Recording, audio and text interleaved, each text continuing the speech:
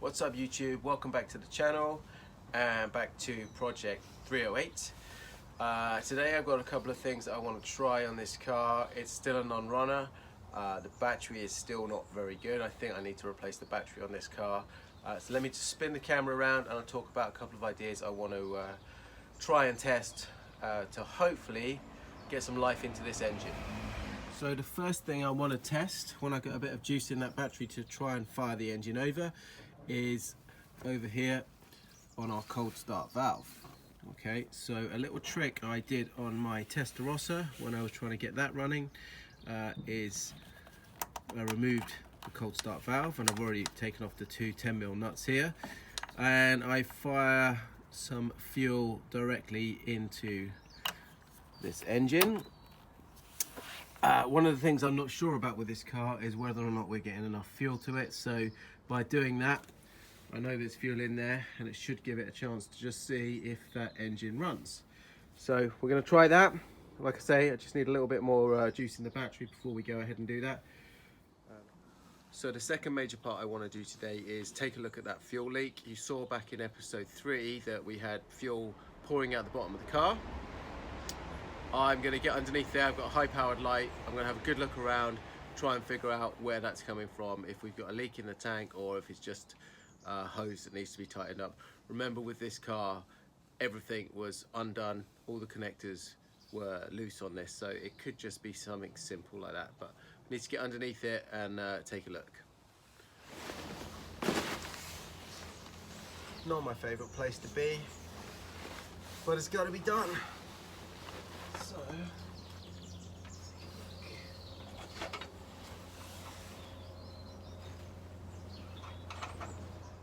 right, so I've been underneath the car. I've had a look where the fuel is leaking from on this right side tank. I can see it clearly coming out. It looks like a loose connection, which fingers crossed I've tightened up now, and hopefully will stop anything coming out of there. Only time will tell. I will drop the car down and continue with trying to get this started.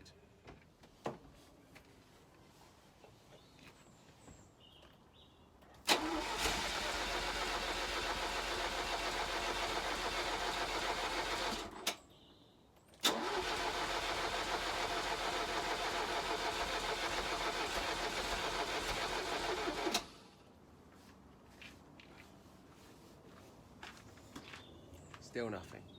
So I've just put a bit more fuel in the car. I only had a tiny little bit left, so I've put everything I've got in the tank. So far I can't see anything leaking out from underneath, so fingers crossed we might fix that. Next step, obviously, I've got a bit of juice in the battery, so let's go and try and see if we've got any life in that engine.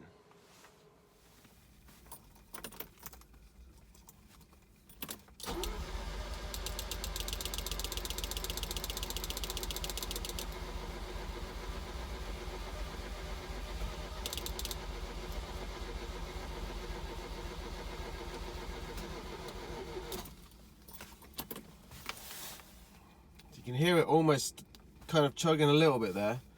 I've had it better than that, but yeah, now I've got no battery again. Listen, no juice in it, so I get like a few seconds to try this out and then it doesn't work. Also hear the relays clicking in, so it seems to be okay there, fuel pump, etc. So I'm going to get a new battery and we'll just see if that gives me a bit more extra time each time I'm trying to fire this over, and then I can diagnose it, look at the spark as well, and just see what's going on. Okay, we're going to give it another shot. Let's hope it sounds better than my throat.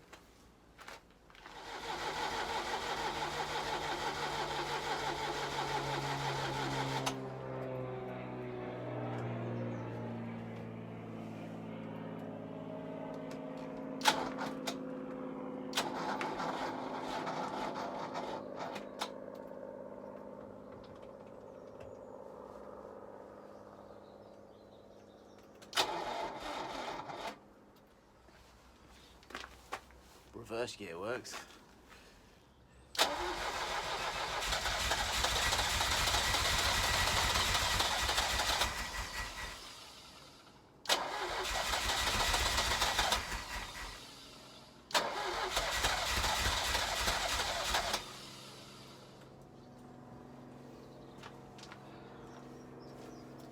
Slowly getting there, nearly.